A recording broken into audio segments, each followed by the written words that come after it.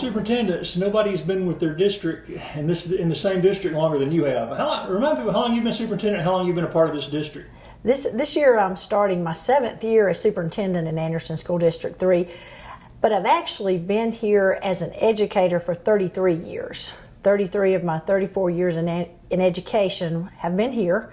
I took 1 year and went to Lakeside Middle School as a 7th grade counselor, but then came back to Crescent when I had the opportunity. I also was a student here, so if you look back, I've actually been a member of Anderson School District 3 either as a student or an employee since 1972. I'm about to tell you my age there, but I think Ivy Elementary School is celebrating its now the number leaves me, but I think it's 1972 was when I was in 1st grade, and I actually first semester was at the old Ivy Elementary School, which is the Elsie Evans walking track now in Park, and then in January they opened the new school, and I was the first class in that school because we didn't have K-5 then. So that takes you back to my history in Anderson School District 3. And one thing to mention there, Ivy Elementary School is our 2nd newest school, so it tells you how old our school buildings are too. Flat Rock, of course, is about to turn 15, I think. That's our newest building, and then there's Ivy Elementary, and then there's 3 others that were built in the 50s and the 60s. So I've been around here a long time, and I tell people it's a blessing to be here that long, and it's probably also a curse, because you know how you used to do things or how you've always done things, which is good, but sometimes you need to change how you do things. So it's an interesting mix, but I definitely have a passion for Anderson School District 3 because it's my home, it's where I came from, the teachers and staff here influenced my life, and hopefully for the last 33 years I've done the same thing and given back to the school district as an educator. A lot of changes in this, and you're talking about the period of time you're talking about, just in culture and schools and everything else. Right, it is a lot of changes. I know when I went to college in 1984 as an 84 graduate, I remember coming back, and that was right after EIA passed, I think, and the school day became longer, but more money was put into education. The expectations went up. I think when I graduated, I think the number of units required was 18. And then while I was at the high school as a teacher, it went to 20 and then to 24. And so the expectations have gone up, accountability has gone up. But what's remained consistent in Anderson School District 3 is the love for students and the small family atmosphere and just wanting to do what's best for children. Now, thankfully, with the penny sales tax, we've been able to do a lot more for our children than when I was here, but it's just a blessing of that penny passing and us be able to build some better facilities. I will say, though, that Anderson School District 3 has always been run very financially sound. Our board members for a long time have made good decisions with money and made sure the money went to the children. And I think that's historically put us in a good place. I'm thankful now we can put more money into the children and their facilities, but we have a long history of doing right by our community, and that's one thing I'm proud of and proud to be a part of. We have a great past, but we also have a great future. How many students do y'all have coming into the fall here? A little less than 2,700, about 2,650, 60, something like that. We're up about 30 or 40 students. Last year we were up 30 or 40, and we don't know our total enrollment count now because K-5 students tend to trickle in, especially closer to the beginning of the year. And so that's where I think we might experience some growth. We also, several years ago, passed a policy where out-of-district students could come without having to pay a fee. And so we gained some students that way. Of course, they have to be able to provide their own transportation and meet academic requirements and discipline requirements. But that's been something that we've picked up a few students. And we really started that because I would have some people who say, well, you know, if I lived on the other side of the street, I could come to Anderson 3. And I didn't want out-of-district fees to be something that kept them from coming. Plus, now that Act 388 came into place, there's not that much local tax money that follows a child anyway. So it's more about our per pupil units coming from the State Department. So that's allowed us to gain some more students. And to me, it's if you want to be here, I want you to be here. So it's been a good thing for us too. Has 388 presented challenges for this district? Yes, it has. I mean, it really for us, we're I think 80% dependent on state funding, and so that's where it hurts us. It's we don't have that local supplement really coming in the way it did before 388.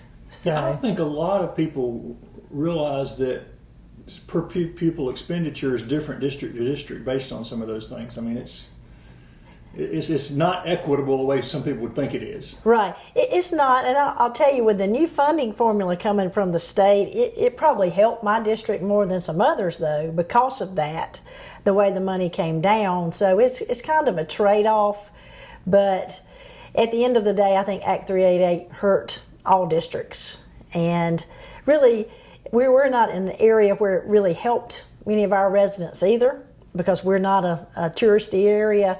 And so it hurt our area more than it helped us. Well, we've just come out of this past school year, and I guess we're all keeping our fingers crossed it's the end of the COVID interruptions. What were some of the challenges and some of the things that happened that were good from this past school year? Well, I think the challenges and things that happen kind of go together. We started last school year with some COVID gaps academically. Statewide, the biggest gap was in math, and that's what we found in our students, that they regressed more in math than they did in ELA. When we watch our test data from this past year, we've moved some of those gaps. We've closed them some. They're still not closed completely, and we have some areas that we've pinpointed for next year. But in general, we're happy with our test results. Our students grew. Some of them didn't grow as much as we needed them to do, but we expected that. When you start out 2 years behind, catching up 2 years in 1 year and then moving the year you're supposed to move, that's a big ticket. But our teachers did a great job. Our students did a great job trying to catch up with some of those gaps. Our AP scores are something to really brag about in the district. We had 100% passing rate in AP Biology, AP Art. We made gains in other areas. AP Calculus came up a good bit. AP History came up a good bit. So we're happy that some of those markers improved. Our win scores, we had more platinum students than we've ever had before. In years past, we might have had 1 or 2, and this year we had 12 or 14. So those are some gains that we saw that we're pleased with. I think in a year that was still interrupted by COVID, to see the gains we saw was really still good, because in the fall semester last year, we were still sending a lot of students home. And I tell you, I hated sending well students home because they were close contacts. But that disrupted attendance, so that disrupted the school day, and it disrupted instruction. Now in the spring, it got better, and so we continue to work to catch up. But that's one thing I'm excited about this year. I feel like that we're not going to have to send well kids home anymore. So I think attendance will not be disrupted. I do encourage parents to really get back to more of a regimented attendance thing, because that's one of the things we've seen happen with COVID is sometimes attendance, or being aware of how important attendance is, has dropped a little bit. And so getting back in that routine of every school day is important. We need every teacher here every day. We need every child here every day, so we can continue to move that needle. So we had some academic gains.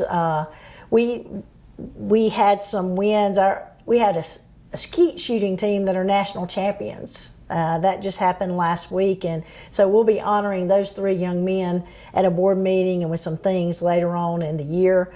We had some athletic teams that did very well in the playoffs. We had some individual track students that were state champions, some wrestlers who were state champions. I mean, the academic accolades are great. Our FFA was a gold chapter again, and they're doing great things in that area. And so the fishing teams, the anglers won a state recognition, and they continue to do well. So it's just, we want the academic achievements to continue. We want the athletic achievements to continue. 3 years ago, we started a strings program. at Star Middle School that's now moved to the high school, and they continue to do well. We had some, I think 3 students or 4 students who made the all area orchestra. So it's just a lot of things going on in Anderson School District 3 that develop the whole child, and that's what we want. I want you to have opportunities in every area. Academics are important, but social emotional is important too, and so whatever a student can find their passion to do, that's what we need, because that trickles over into the academic classroom anyway. And so that return of the extracurricular activities made a huge difference this year, is what you're saying? I think so. Being able to open it up and let parents in. I mean, we have as many parents sometimes at a STEM night that we have it at an athletic event. And so being able to get back into those routines, I think one highlight of the year was when we had closed lunches in elementary and middle really high to anybody from the outside, and so we decided to invite the community back in for Thanksgiving. And we fed thousands of people that day, and I tell you, it was a major endeavor for our buildings and our principals, especially elementary, because that's where everybody comes. But it was a great thing to have that number of community people back into our schools for something special, and that's just really what it's been about. Being able to welcome them back, not limit numbers, not focus so much on how far apart you are, but just that, okay, we're here to celebrate your students and whatever the activity is. And that's what makes school special. And that's the piece I think we overlook sometimes that COVID hurt, the social emotional piece of getting groups back together, getting our students back together. I mean, some people think you can do online learning permanently, but you just can't. And it's that social piece that our students are missing, and that's the piece that still concerns me, is the mental aspect of what COVID has caused to some families and some students, just being able to continue to cope with that. And so that's something I don't want us to overlook in schools, and that's one thing we've actually hired through the Anderson County Mental Health. We will have an additional mental health counselor next year that's permanently in our schools, and so I think that continues to get to that need that we so often overlook, because that was hard to put on paper, but it's one you can't overlook. I mean, one thing that concerns me as a superintendent, but also just as a parent and a grandparent, is the uptick in suicide rates since COVID. And so, to me, we've got to get back to every aspect of what makes a child successful: safety, security, mental health, academics. All of those things go hand in hand. Were you able to accomplish the sort of goals and priorities that you and the board had set for this past year? Did y'all get through most of those things? Yeah, we did. We had set some goals for growth, and we met those goals fairly well. Really just setting the goals of keeping kids in class, keeping schools open, but really just a focus back onto our scores. And it'll be interesting in the next few weeks to see exactly how the rankings fall out. We've been ranked 7th in the state for 2 years in a row, and rankings kind of held last year on report cards and things like that. And so to see the new rankings come out, I'm confident we'll still be up there. But it's, we did make some regression, then we've had some growth. And so, but I think that's happened statewide. So getting back to where we were is still our goal, but we definitely have made the steps in the direction to get there. Almost upon the new school year here now, what are some of the things people can look forward to? Are there any changes people will notice coming back to school? Anything y'all got planned? Well, some of the big changes you'll see really is in our facilities with the athletics, and that's coming from the penny sales tax funds that we got. And just kind of to recap very quickly what we promised when we talked about this penny sales tax and where we are. We built an FFA arena. We built a baseball field. We, of course, built Anderson Institute of Technology, which really was the cornerstone of the whole purpose of the penny sales tax, and that's been phenomenal for our students. We have put turf on the football field. We finished that in May, And then the next project you'll see, which is really the final, I forgot the track. Don't let me forget the track, which is phenomenal, and we used that this spring. And as many people know, we dedicated track season to David Richardson, who was such a huge part of our whole school program. But and they had a great season. So the track facility itself, and then now the building the new home side of the football field and the press box will be kind of the final piece of the athletic projects that were promised through the penny sales tax. So once football season is over, we'll start the process of building the new home side and the press box. Some other things we did with that money that I don't want people to forget either is penny sales tax allowed us to go one-to-one with technology to finish that. And I'm grateful that we finished that a year early, because that actually had us set up very well for COVID. Now, nobody knew COVID was coming, but thankfully the August before the shutdown in March, we were one-to-one K-5 through 12th grade. And so that put us in a good position. And so the penny continues to fund that. We were also really able to, through the penny sales tax, we've put in over $150,000 to our fine arts programs, strings, band, chorus, being able to upgrade instruments, being able to buy some instruments to get strings started so that our parents didn't have to have that burden, new band uniforms, new chorus uniforms. All those things came into being. The other thing you won't notice when you come back to school but are vitally important is Star Ivy and Crescent are having roof renovations. And, nobody cares about roofs until it rains, and then everybody cares. But so those projects are being completed, some tile work in schools, some painting, just remodeling at Star Ivy. We've remodeled a couple of rooms there to do some team teaching and to put some areas closer together. So, those are some things people don't see, but they're vitally important if you walk through our halls every day. With the penny sales tax, we also modernized Crescent's library. We did some things in Star Ivy's cafeteria. So really a lot of those projects, the digital signs in front of all our schools, Ivy Elementary was the last one to get the fully digital sign. And so that came through the penny, and that one's, I think, we got functional this summer. So there's lots of upgrades in the buildings. I told you our buildings were old, but many times you'd walk through them and not realize it, because our district does a great job of continually upgrading it and following our maintenance plan for facilities. I don't know, one of the goals too is to consolidate all the district office things. That's in the works. Remind people. Yeah, what we're trying to do there is our bus office is in a portable behind Crescent, and it's in need of repair, and it's not really in a good location. Our IT office is in a old structure behind Star Ivy, and then our First Steps program has been in a portable by Star Elementary. And again, that's not a good location to bring people into just security-wise. So what we're trying to do is a collaborative project with the town of Ivy and Anderson County and Anderson School District 3 to actually purchase the library building that sits on the corner of our property. Interesting story about that I learned in this process is this library building was built 30 years ago, and at that time Anderson County paid School District 3 $5 for that corner of our land to build a building. It had to look like our district office, and if it ever ceased to be a library, it actually automatically comes back to us. And so it's almost like it's meant to come back to us. And so we started this project thinking about we need the space, and that's the ideal space for us because it's almost 5,000 square foot that would allow us to bring all of our operations here.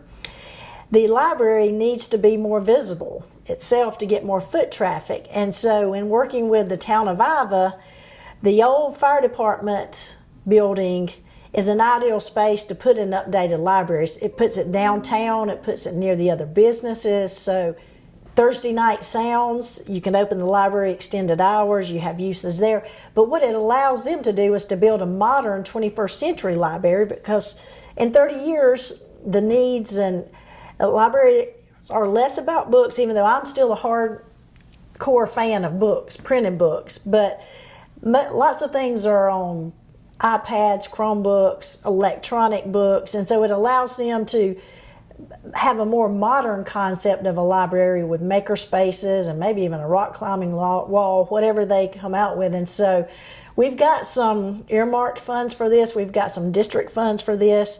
The county is working on some grant funds for this. And so hopefully by January, you'll see some things happening to start moving along that way, so that we secure the space, we start remodeling the space up there, and some things moving. So I'm excited about that, because I think it's the next step for the library system in Iowa, as far as the Iowa Branch Library goes.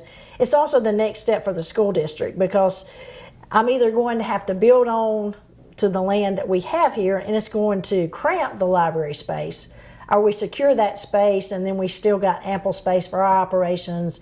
The library, the Iowa Library, has a great new space that's modernized, that's convenient to the community. So I can't wait to see how this turns out, because I think it's going to be great when it all comes together. You mentioned AIT earlier. How important has that been to the programs over the last 3 years, 4 years now? Going into the third year, I guess. Yeah, it's just, AIT is so important to us because it gives our students opportunities to get the career and technology background for what they want to do, to come out with credentials in hand. And it's not what you know anymore, it's what you can do. And a credential shows what you can do. And so you can walk into a job with a credential, and that's just a leg up. It also helps you. Sometimes people are misinformed to think, well, a career center is only for kids not going to a four-year college, but that's not true either. I mean, I had a son who went to Clemson for computer science, but having credentials coming out of a career center better prepared him for that computer science degree at Clemson. And most four-year schools, when you go through a computer science degree, or I'm just using that for example because it's fresh and it's easy, you don't come out of that four-year program with a credential in hand. You come out with a four-year degree. And so when you match credentials in some IT area or any other area and some type of degree, you really have marketable skills. And that's what we want our students to have, marketable skills that when they leave us, they have a next step. It may be a job, it may be higher education. For many of them, it's both. And that's really what opportunities. And our workforce wants that too, because we're getting a lot of industry in South Carolina, and especially in the upstate. And so it's our job, it's our responsibility to give them a well-trained employee so that they stay here. So we all win when this comes together. And y'all have a lot of students participating now? We do. I think we're allotted about 14% of the slots, and I think we're pretty close, if not there, to meeting our allowance in those slots. So it continues to grow. And you know, the thing with AIT is we opened AIT the year COVID happened in March. And so I think that slowed us down a little too, because we had the obstacles of opening a multi-district career center, but then shutting down. So yet last year we gained some ground quickly, and this year I think we will just take off. A lot of the districts have sort of evaluated how they're communicating with parents and teachers and stuff. Remind people how your teachers and the district office communicates with the kids and the parents of the kids in the classroom. Well, we have the Anderson 3 app, which has been a great method of communication for us. When we developed the app, we were looking for something that immediately could send out things, and it would populate all of our media, Facebook, Instagram, website, text. All that comes through our app with one click. And so it's allowed us to really communicate with parents. We have found that utilizing that app has also been a great way to get survey responses back.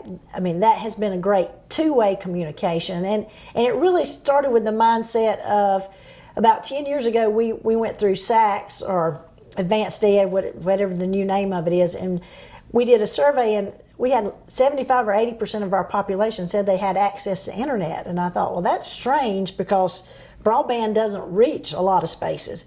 But what that access was on a cell phone.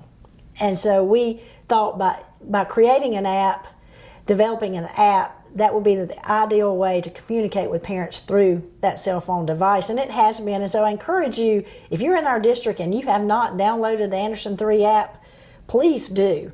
It's an ideal way to communicate and get real-time communication to you from us. And it's helped in instances when we've had storm warnings and things like that, power outages that we needed to let parents know things quickly or communicate consistently. It's been a quick way to do it. So it's been a game changer for us communication-wise.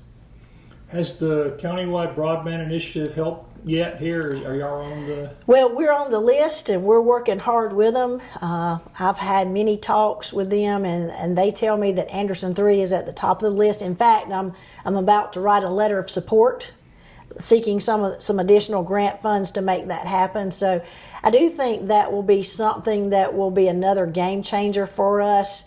During COVID, we equipped some buses with Wi-Fi capabilities to go into some of our communities that were underserved. And it was a great thing, except when you have Wi-Fi on a bus, it's dependent on a Verizon signal or AT&T or... I don't want to leave anybody else, so I'm not politicking for anybody, but it's as strong as your phone signal.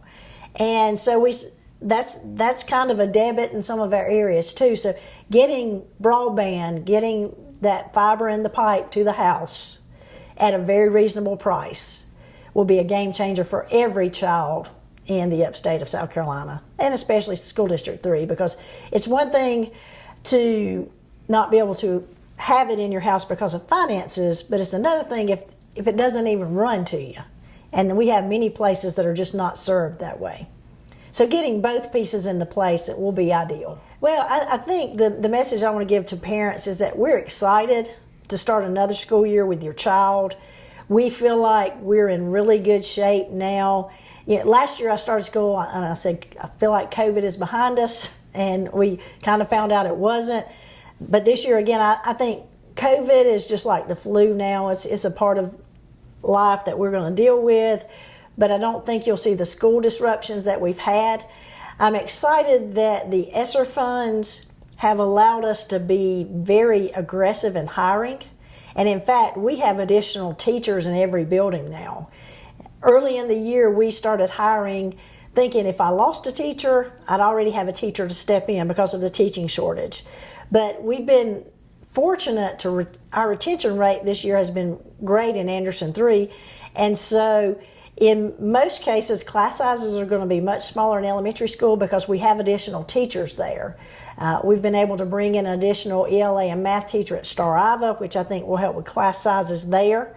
And at Crescent, we have some additional teachers, especially in the science area, that helps us, especially in the area of chemistry, to get the class sizes down. So I think that's one thing I'm excited about, is that with the ESSER funds, I could be more aggressive in hiring teachers.